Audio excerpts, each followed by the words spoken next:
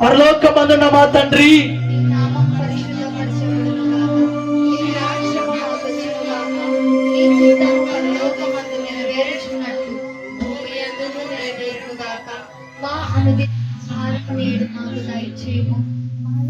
అపరాధం చేసిన వారిని మేము క్షమించిన ప్రకారం మా అపరాధములు క్షమించు.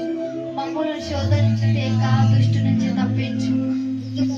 రాజ్యము, శక్తియు, మహిమయు నిరంతరము నీవై ఉన్నావు. నా ప్రాణమా యెహోవాను సన్నిధించుము.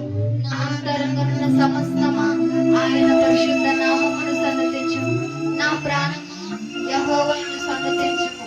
ఆయన చేసిన ఉపకారం దేనిని మరువకుము.